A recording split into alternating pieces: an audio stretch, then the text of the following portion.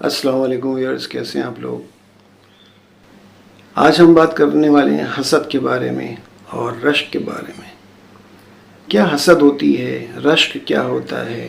فخر کیا ہوتا ہے؟ تکبر کیا ہوتا ہے؟ سب کی ڈیفینیشنز ہم الگ الگ جانتے ہیں، لیکن اکثر جو ہے یعنی کہ اصل چیز سے بہت دور ہوتے ہیں۔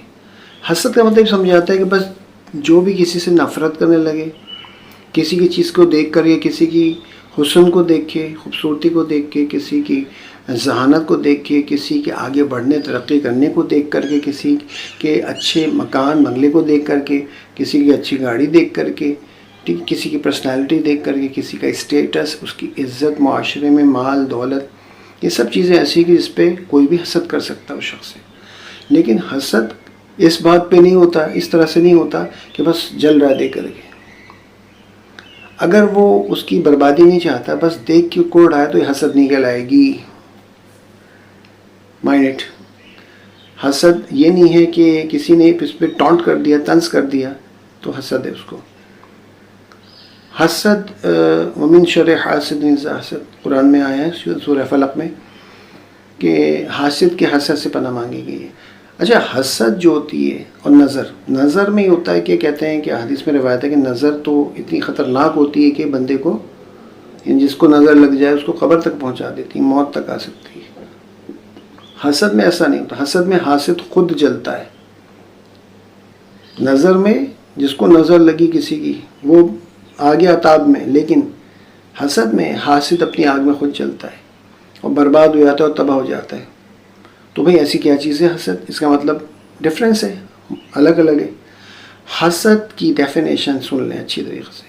حسد جو ہے وہ ایسا ہے کہ کسی نے کسی کو دیکھا اور اس کو دیکھا کہ فار ایگزامپل اس کے بعد بہت اچھی گاڑی ہے، ٹھیک ہے جی، اور دیکھ کے اتنا کوڑھا، اتنا جلا کہ اس نے سوچا کہ یا دعا کی یا تمنا کی کہ کیوں ہے اس کے پاس، یہ اس کے پاس سے چلی جائے، اس سے چھن جائے، ٹھیک ہے جی، اور یہ نہیں کہ مجھے ملے، یہ تمنا نہیں کر رہا، چاہے مجھے نہ ملے، ٹھیک ہے جی۔ اکثر بدلے میں لوگ بدلہ لینے پہ آتے ہیں، اس قدر یعنی کہ ایسے اتنے زیادہ اس میں گھس جاتے ہیں، انوالو ہو جاتے ہیں کہ بدلے کی آگ میں وہ اپنے آپ کو جلا لیتے ہیں۔ اپنی فکر نہیں ہوتی ان کو، صرف اگلے کی بربادی چاہتے ہیں۔ ہوتا ہے، سنا ہے آپ نے۔ تو وہی چیز حاسد کا جو ہے نا، وہ دوسرے کی تباہی چاہتا ہے، چاہے وہ خود ختم ہو جائے اس میں جل کر کے۔ یہ ہوتی ہے حسد۔ اگر آپ نے چاہا، اب دیکھیں فرق آئے گا، اگر آپ نے چاہا کہ اس کے پاس کیوں ہے، اس کے پاس چلی جائے اور میرے پاس مجھے مل جائے، پھر میں اس کو دکھاؤں گا، یہ حسد نہیں ہے۔ یہ جو ہے نا، یہ ایک فضول سی چیز ہے، یعنی کہ اس کو کوئی کیا نام دیں گے کہ دوسرے کو نہیں ملے بس مجھے مل جائے، یا یہ کر رہا ہے کہ وہ چلو اس کے پاس ہے مجھے بھی مل جائے۔ یہ رشک ہے، اس کو کہتے ہیں رشک کرنا، اور اس میں یہ بری بات نہیں ہے۔ رشک بہت اچھی چیز ہے، اس لیے کہ آپ کسی کو دیکھ کے محروم ہو جائیں اور خوش ہو جائیں کہ کیا بات ہے، اللہ نے اس کو کیا شاندار چیز دی ہے، کتنی اچھی دولت دی ہے، کیا شہرت دی، عزت، کاش مجھے بھی عزت شہرت مل جائے، کاش مجھے بھی اس کے جیسا مقام مل جائے اور اس کو بھی اللہ ترقی دے۔ یہ کہتے ہیں رشک، اس کو حسد نہیں کہیں گے۔ حسد یہ ہے کہ چاہے میرا فائدہ ہو نہ ہو، مجھے نقصان ہو نہ ہو، مطلب مجھے کوئی فرق نہیں پڑتا، مجھے نہیں چاہیے، چاہے مجھے نہ ملے، لیکن دوسرا برباد ہو جائے، اس سے یہ چیز چھن جائے، یہ ہے حسد۔ اور انتہائی خطرناک، اس کوشش میں وہ خالی لگا رہتا ہے اس سے، یہاں تک کہ وہ جل کے اندر خود کڑ کے بھسم ہو جاتا ہے۔ تو رشک الگ چیز ہو گئی۔ اب چلیں جی، اب رشک پہ آتے ہیں۔ تو یہ تو اچھی بات ہے کہ کسی کو دیکھیں، کسی خوشحال دیکھیں، کسی کے پاس اچھی مال دولت دیکھیں، عزت دیکھیں، بجائے اس کے کہنا کہ ہانک میں لگا دی، یا ارے دیکھو اتنی مہنگی گاڑی اس کے پاس ہے، اتنا بڑا بنگلہ ہے، حرام کا پیسہ ہوگا، فوراً چھوٹتے فتویٰ دے دیتے ہیں ہمارے یہاں۔ بھئی آپ کو کیا پتہ حرام کا حلال کا ہے؟ اس کے پاس جیسے بھی آئے اللہ نے اس کو دیا ہے۔ یہ ہمارا کام نہیں ہے کسی کے بارے میں پتہ کریں کہ حرام ہے حلال ہے، سوائے اس کے کہ ان لوگوں کی جن کے بارے میں اچھی طرح پورے معاشرے کو پتہ ہو، اور وہ کوئی ایسا ڈیزگنیٹڈ بندہ ہو، ایسے عہدے والا ہو، اور ایسی اس کی حرکتیں کھلم کھلا ہو جو کہ نظر آتا ہو کہ وہ حرام کما رہا ہے، تو پھر دنیا بولے گی اس کو کوئی روک بھی نہیں سکتا، وہ تو غیبت بھی نہیں ہوئی کہلائے گی، اور وہ تو تہمت بھی نہیں ہوگی، تو وہ تو سچ ہوگا، حقیقت ہو، جو کھلا سب کے سامنے ہے، وہ ڈنکے کی چوٹ پہ بدماشی کر رہا ہے۔ تو بھائی ان کو چھوڑ کر کے، ٹھیک ہے، اب کسی کا حرام حلال ہے، اس کو ہمیں حیرت ہوتی ہے کہ بھائی کسی کے پاس اتنا کیسے آ سکتا ہے، ٹھیک ہے، اللہ جانے، اللہ بہتر کرے گا، اللہ ہدایت دے، اگر غلط لے رہا ہے یہ دعا کریں، اور یہ کہ اگر حلال کما رہا ہے تو اچھی بات ہے، لیکن خوش ہونا چاہیے کہ وہاں بھائی کیا بات ہے، اس کے پاس زبردست چیز، کیا بنگلہ بنایا اس نے، ٹھیک ہے نا، اور پھر یہ کہنا کہ کاش اللہ تعالیٰ اس کو بھی اور ترقی دے اور دے، اور اللہ تعالیٰ مجھے بھی ایسا دے دے، پھر یقین کریں آپ کو پھر وہ چیز ملے گی۔ اگر آپ نے کسی کے لیے خوش ہوئے اور اس کے لیے تمنا کی اللہ تعالیٰ اس کو اور بڑھ کے دے، کیا بات ہے ماشاءاللہ، کاش مجھے بھی ایسا ملے اور اللہ تعالیٰ مجھے بھی دے، اللہ کرے دے، تو پھر آپ کی اس بات سے اللہ تعالیٰ خوش ہوگا اور دے گا۔ اس کی مثال بہت زبردست آتی ہے کہ غزوہ تبوک کے موقع پر جب رومیوں سے جنگ تھی، اور رومن امپائر ہے سپر پاور، تو بہت تہلکہ مچا ہوا تھا کہ کریں کیا، تو بہت سارا مال و اسباب چاہیے تھا، بڑے ہتھیار چاہیے تھے، سب کچھ چاہیے تھا، تو صحابہ نے بڑی قربانی دی، صحابہ نے، اس کی تو مثالیں نہیں ملتی، صحابہ جیسی قربانی کون دے گا، بہت سارے جہیز صحابہ لے کر آ گئے اپنے گھر کا پورا سامان، لیکن رسول اللہ صلی اللہ علیہ وسلم نے بالکل نہیں قبول کیا، اور کہا کہ صرف چوتھائی حصہ، 1/4، یعنی اپنے گھر کے جتنا بھی سامان ہے، جتنا آپ کی دولت، اس کے 4 حصے کریں، اس میں سے 1 حصہ آپ دے سکتے ہیں۔ بڑے بڑے صحابی بڑے آئے مشہور، لیکن رسول صلی اللہ علیہ وسلم نے واپس کروا دیا، ٹھیک ہے نہیں۔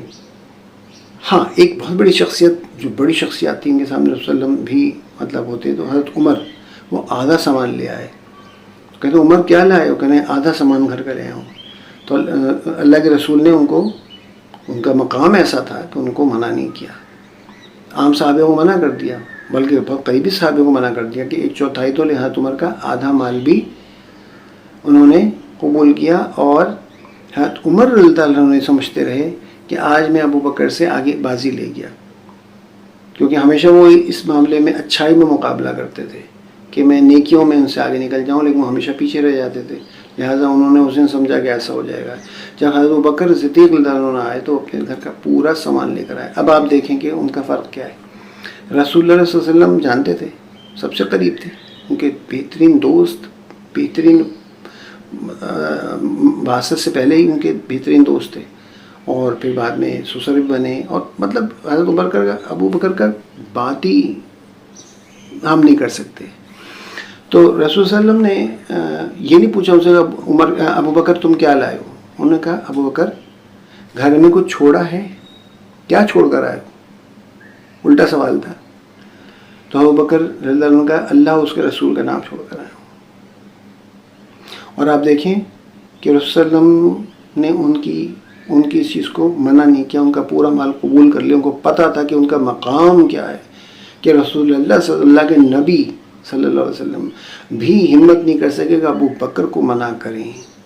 ابو بکر رضی اللہ عنہ کا بہت بڑا مقام ہے، جن کے لیے تو اللہ تعالیٰ نے اس وقت سلام کروائے، جبرائیل السلام تشریف لائے اور کہا کہ یا رسول اللہ، ابو بکر سے اللہ تعالیٰ نے سلام کھلوائے اور پوچھوایا کہ کیا واقعی وہ راضی ہیں اللہ سے، اور رسول صلی اللہ علیہ وسلم کو بھی رشک ہوا کہ کیا بات ہے ابو بکر کی کہ اللہ نے ان کے لیے سلام کھلوایا، تو ان کا سب کچھ ہوا، اور وہ ابو بکر جب سنا تو وہ رونے لگے اور کہنے لگے بالکل راضی ہوں میں۔ وہ ٹاٹ کا کپڑا پہن کر آئے تھے، ببول کے کانٹوں سے پہنا ہوا تھا۔ یہ بڑا مشہور واقعہ ہے، بہت دفعہ ذکر ہوا ہے، اس کا آتا رہے گا، یہ واقعات کبھی ختم ہونے والے نہیں، ہماری زندگی میں ساتھ رہیں گے، ہمارے مشعل رائیں۔ تو پورے فرشتوں نے کائنات کے اس دن اسی طرح کا لباس پہنا تھا، ٹاٹ کا کپڑا، جو ابو بکر نے پہنا تھا، اللہ کا حکم تھا، یہ مقام تھا۔ حضرت عمر رضی اللہ عنہ نے دیکھا تو انہوں نے کہا کہ اوف، جو رشک تھا نا، اس کو کہتے ہیں رشک، کہا کہ کیا بات ہے ابو بکر کی، آج پھر یہ بازی لے گئے، اور ان کا سارا مال اللہ کے رسول نے قبول کر لیا۔ اور سوال بھی کیا تھا کہ کیا چھوڑ کر آئے ہو، نہیں کہ کیا لے کر آئے ہو، مختلف سب سے۔ وہ بات کی ذکر آتا ہے کہ حضرت بکر سے اتنا زیادہ رشک کرتے تھے، تو یہ حسد نہیں تھی، یہ رشک تھا، اور حضرت عمر چاہتے تھے کہ میں بڑھ کے اس سے کر لوں، ان جیسا کروں کہ آپ باتیں ان کی واہ واہ، اور اس سے اور محبت بڑھتی تھی ان کی، آپس میں بہت محبت تھی صحابہ کی، اور ان کی تو کیا بات ہے، خلفاء راشدین اور جو خاص عشرہ مبشرہ اور رسول صلی اللہ علیہ وسلم، ہم لوگ کبھی زندگی میں کوئی انسانیت میں کوئی ایسی مثال نہیں ملتی پوری تاریخ انسانی میں. تو یہ رشک تھا. اور پھر انہوں نے ایک دفعہ فرمایا کہ حضرت عمر رضی اللہ عنہ کہ ابو بکر مجھ سے ایک دن اور ایک رات لے لیں، وہ مجھے دے دیں، مطلب اپنے پاس سے، اور میری ساری زندگی کی نیکیاں عبادات لے لیں. دن کون سا؟ کہ جب رسول اللہ صلی اللہ علیہ وسلم کا وصال ہوا اور حضرت بکر ان کے ساتھ تھے، اور اتنا معاملات تھے خطرناک قسم کے، بہت ہی مشکل، کہ رسول صلی اللہ علیہ وسلم دنیا سے پردہ فرما گئے ہیں، اور معاملات، منافقین، نئے نئے جو نو مسلم تھے ان کا بغاوت، اس طرح جو سنبھالا انہوں نے اس دن حضرت بکر نے جس طرح سنبھالا کہ خود حضرت عمر جو ہیں وہ بھی انتہائی جذبات میں تلوار نکال لی، کہ کسی نے کہا محمد صلی اللہ علیہ وسلم کا انتقال ہوگا میں اس کو قتل کر دوں گا، اتنے زیادہ غم تھا. تو پھر حضرت بکر نے وہ آیت پڑھی جس میں رسول صلی اللہ علیہ وسلم کی موت کا ذکر ہے، اس میں اللہ تعالیٰ نے کہا تو ایسا لگا صحابہ کو شاید ابھی اتری گئی ہے وہی تو ظاہر وسلم تھے نہیں، لیکن حضرت عمر نے پھر تلوار نیام میں کر لی. تو وہ جو سنبھالا تھا حضرت بکر نے اس دن سب کچھ، کیا بات تھی ان کی، وہی سنبھال سکتے تھے. کہ حضرت عمر نے کہا کہ وہ دن مجھے دے دیں، اور رات کون سی جو غار سور میں رسول صلی اللہ علیہ وسلم کے ساتھ ابو بکر نے گزاری تھی، کیا رات تھی، کہ رسول تھے اور ابو بکر تھے، کہ وہ رات اور یہ دن مجھے دے دیں، اور میرے ساری زندگی کے تپسیا، ساری میری نیکیاں اور عبادات سب لے لیں ابو بکر. یہ رشک تھا، یہ حسد نہیں تھی. اور اس میں عقل کے لیے دعا بھی تھی کہ کیا بات ہے ابو بکر کی، وہ مقام حاصل نہیں ہو سکا جو ابو بکر کا تھا. اسی طرح سے ایک دفعہ رسول صلی اللہ علیہ وسلم سے کسی نے پوچھا، عام صحابہ جانتے تھے کہ رسول اللہ صلی اللہ علیہ وسلم کس سے سب سے زیادہ محبت کرتے ہیں خواتین میں، ان کا حضرت عائشہ رضی اللہ عنہ سے. خود رسول صلی اللہ علیہ وسلم فرماتے تھے، تو یہ بات عام تھی، بہت مشہور تھی، حضرت عائشہ رضی اللہ عنہ سے سب سے زیادہ محبت. اور خود حضرت عائشہ رضی اللہ عنہ کیا فرماتی ہیں، جب ان سے پوچھا گیا تو انہوں نے کہا کہ ذرا اپنا ذکر تو نہیں کریں، انہوں نے کہا میں نے سب سے زیادہ رسول صلی اللہ علیہ وسلم کو اپنی صاحبزادی چھوٹی والی یا فاطمہ رضی اللہ عنہ ان سے محبت کرتے دیکھا ہے، وسلم ان کو بہت چاہتے تھے خواتین. لیکن ایک واقعہ ایسا آیا کہ حضرت عائشہ رضی اللہ عنہ نے بعد میں یہ کہا کہ ایک دفعہ یہ ہوا کہ رسول صلی اللہ علیہ وسلم بیٹھے تھے ہم لوگ، ایک بڑھیا آئی، آپ صلی اللہ علیہ وسلم لیٹے تھے، آرام فرماتے، سنے تو فوراً نام سن کے اٹھ کے کھڑے ہو گئے اور بیٹھ گئے. ان کو جا کے انہوں نے ریسیو کیا، ان کو بیٹھے، ان کی بڑی غور سے ان کی باتیں سنتے رہے، وہ کچھ بولتی رہیں، اور وہ جو ہے وہ پھر ان کو جانے لگیں، اور رسول صلی اللہ علیہ وسلم رونے لگے، آنسو آ گئے آپ صلی اللہ علیہ وسلم کی آنکھوں میں. اور پھر انہوں نے ان کو کچھ کھانا پینا دیا، ان کو کچھ تحفے تحائف بھی دے کے پھر ان کو رخصت کیا. اب جب وہ آئے واپس تو حضرت عائشہ دور سے دیکھ رہی تھیں سب چیزیں. حضرت عائشہ رضی اللہ عنہ پوچھے، یا رسول صلی اللہ علیہ وسلم میں نے کبھی کسی کے ساتھ، اتنے صحابی آتے ہیں، صحابیائیں آتی ہیں، اور آپ جو ہیں سب سے اس طرح کا سلوک میں نے کسی کے ساتھ نہیں دیکھا، آپ نے اتنا غور سے ان کی بات سنی، اتنا وقت دیا اور ان کو انعام و کرام کے ساتھ واپس کیا، اور اتنی ان کی عظمت، اور آپ رو رہے تھے، ایسا کیا تھا؟ تو پھر رسول اللہ صلی اللہ علیہ وسلم نے فرمایا کہ عائشہ یہ میری پہلی زوجہ حضرت خدیجہ رضی اللہ عنہ کی سہیلی تھی، اور وہ میری پہلی زوجہ تھی، اور سخت ترین وقت میں جب بعثت ہوئی تو جس طرح حضرت خدیجہ نے ان کا ساتھ دیا ہے، اور زیادہ تر اولادیں ساری تقریباً حضرت ماریہ قبطہ کے علاوہ ساری جو مطلب ان سے ایک بیٹے ہوئے تھے ان کا انتقال ہو گیا، لیکن باقی کسی زوجہ سے نہیں، لیکن ساری اولادیں رسول صلی اللہ علیہ وسلم کی حضرت خدیجہ سے ہی ہیں. اور وہ کبھی نہیں بھولتے، تو اکثر وہ کہتی نہیں کہ عائشہ کی کچھ بھی ہو جائے رسول صلی اللہ علیہ وسلم خدیجہ کو نہیں بھولتے، میں ان پر اشک کرتی ہوں. تو رسول اللہ صلی اللہ علیہ وسلم نے فرمایا کہ میں نے خدیجہ کو دیکھتا تھا کہ وہ ان کی آتی تھیں اس زمانے میں شروع میں، وہی ان کو بٹھاتی تھیں، ان کو کھانے کھلاتی تھیں، ان کے ساتھ باتیں کرتی تھیں اور ان کو تحفے تحائف دیا کر کے ان کو رخصت کرتی تھیں. تو میں جب یہ خاتون مجھ سے ملنے آئی ہیں تو میں اس بوڑھی خاتون کو دیکھا نا اور انہوں نے باتیں شروع کی تو مجھے سارا اپنا خدیجہ والا وقت یاد آ گیا اور میں آنسو نہیں روک سکا اور رسول اللہ وسلم روتے رہ گئے. ایک پورا منظر کہنے لگے میرا جو ہے نا خدیجہ کے بعد گزرا وہ وقت پورا اس کی باتیں، وہ خاتون وہی باتیں کرتی رہیں، اس زمانے کی باتیں کرتی نہیں جو کچھ بھی تھا، لیکن کہتے ہیں مجھے پورا ماضی واپس پلٹ کے سامنے آ گیا. تو رسول اللہ روتی ہے کیونکہ تو اس پر حضرت عائشہ رضی اللہ عنہا نے فرمایا آج نہیں، اب نہیں.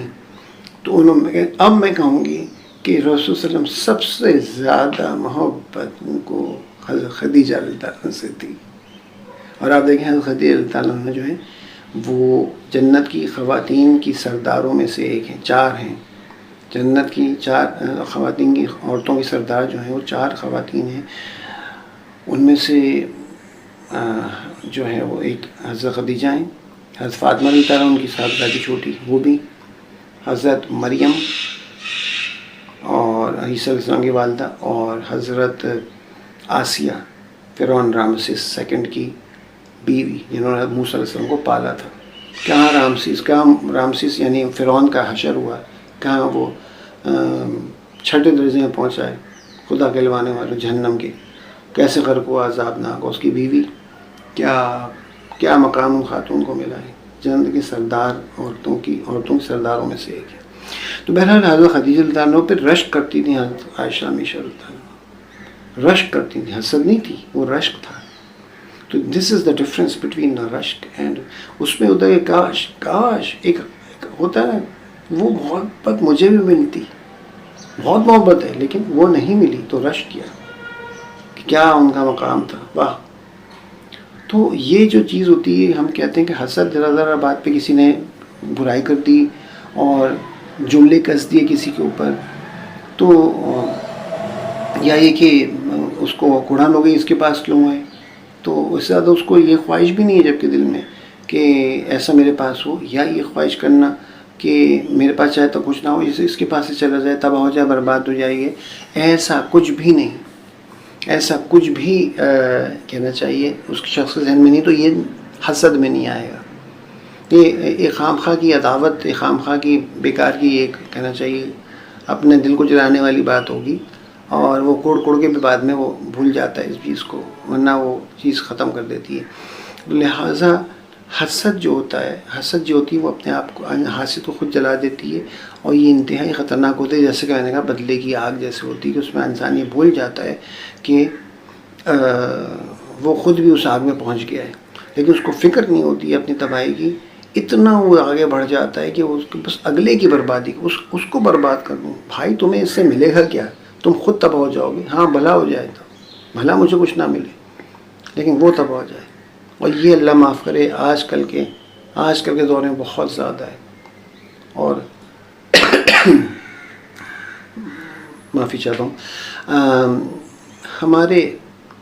ہمارے قوم میں، ہمارے ملک میں یہ بہت دیکھا جاتا ہے کہ کسی کی ترقی دیکھے برداشت نہیں ہوتا. دفتروں میں حسد، خود کام نہیں کریں گے، محنت نہیں کریں گے، میں اس سے آگے بڑھ جاؤں. کمپیٹ کرو، کوئی مسئلہ نہیں ہے. نہیں، اس کی جڑ کاٹیں گے، اس کو نکلوا کے چھوڑیں گے نوکری سے. پڑھائی ہو رہی ہے، بچے آپس میں حسد کر رہے ہیں، اس کا نمبر کیوں اچھا آتا ہے. والدین، ارے وہ تمہارا کلاس فیل، اس کا وہ A1 گریڈ سے پاس ہوا، اس کی اتنی پرسنٹیج کیوں؟ بھائی وہ تو غریب گھرانے کا ہے، اس کی کیوں آ گئی؟ ارے تو غریب ہے تو کیا مطلب، اس کی پرسنٹیج نہیں آنی چاہیے. پتہ نہیں کیسے اس کے ماں باپ اتنی محنت سے فیسیں جمع کرا کے اس کی کتابیں وغیرہ خرید کے اس کو سب پڑھا رہے ہیں، تو وہ تو محنت پہ. آپ اپنے بچے کو محنت کروائیں، وہ بچہ خود کرے. اسٹوڈنٹس آپس میں حسد کرتے ہیں دوسرے سے، جو بڑے ہوتے ہیں کالج یونیورسٹی لیول کے، ان کا بھی یہ حال ہے. مطلب اسکول میں تو والدین کے ساتھ معاملہ ہے، لیکن بچوں کے ساتھ بچوں کو سمجھانا چاہیے. لیکن بڑے بھی ایسے کرتے ہیں، پڑوسی حسد کرتے ہیں، اس کے پاس کیوں ہے، اس کو میں برباد کر دوں، اور اس کے بعد ایسا کیوں ہے، اس نے کیوں لی گاڑی. ارے بھائی اس کی گاڑی جیسی بھی ہے تم بھی کوشش کرو اور دعا کرو اللہ سے کہ تمہارے پاس بھی آ جائے. لیکن جان بوجھ کے کرنا شرارت کروانا، بچے گزر رہے ہیں اسکریچ مارتے چلے جا رہے ہیں. یہ بڑی کینڈیڈ کیمراز میں دیکھی گئی ویڈیوز کہ جو بچے سائیکل چلا رہے ہیں اور دیکھنے کوئی نہیں اور گاڑی کھڑی ہوئی اس کو اسکریچ مارتے ہوئے ہینڈل کے ساتھ کرچتے ہوئے چلے گئے، مارتے ہوئے مارا مکہ ہو جناب سائڈ مرر توڑ کے چلے گئے. یہ سب کیا ہے؟ یہ سب جو ہوتی ہے یہ کہتے ہیں، اس کو کہتے ہیں حسد. یہ جو حسد ہے نا یہ بربادی لاتی ہے، کچھ بھی نہیں. آپ نے اگلے کا نقصان کر دینا ہے. آپ کو پتہ ہے آپ کے پاس کچھ نہیں ہے، لہٰذا اگلے کو بس تکلیف پہنچاؤ، اور اس میں آپ کو کوئی اللہ سے دعا نہیں کر رہا ہے کہ اللہ تعالیٰ اس کو دیا مجھے بھی دیتے. یہ کرنی چاہیے دعا، یہ نہیں ہو رہی ہے. اور بچوں کو سکھا رہے ہیں چیز. بزنس مین آپس میں کمپیٹ کر رہے ہوتے ہیں اور کہتے ہیں اس کو بھائی آپ اچھا مال دیں، صحیح سچ بولیں. رسول صلی اللہ علیہ وسلم نے بہترین دکھایا، تجارت کی تھی حضرت خدیجہ رضی اللہ عنہا کے مال کو بیچا تو ان کی ساری زبردست جو کارکردگی تھی کہ مال کی خامی بتا دی، مال کو چھپایا نہیں، مال کا جو ہے مناسب دام دیے اور بہترین بکا، خوب بکا اور سب سے زیادہ منافع لے کر آئے. تو انہوں نے رشتہ بھیجا کہ اتنا زبردست آدمی جو ایسا کر سکتا ہے اس کو اتنا اچھا بزنس مین آگے چلائے گا تو شریک حیات کتنا اچھا ہو سکتا ہے. تو یہ جو چیزیں ہوتی ہیں ان سے ہمیں سیکھنا چاہیے کہ ہم یہ واقعات کو سنتے ہیں پڑھتے ہیں اور بس یہ جا وہ جا، اور خام ایک مصیبت والی زندگی اپنی جو ہے گزار رہے ہوتے ہیں اپنے حسد کر کے اور پریشان ہوتے رہتے ہیں، بجائے اس کے کہ ہم کسی کے لیے اچھا چاہیں، کسی کے لیے اچھی دعا کریں، اور اس سے یہ ہوگا کہ اللہ تعالیٰ ہمارے لیے بھی اچھا کرے گا. اور جو ہے رشک والی زندگی کو اپنانا چاہیے، عادت کو، رشک کرنے والی عادت کو، بجائے اس کے کہ حسد والی عادت کریں، دوسرے کی ٹانگ کھینچیں.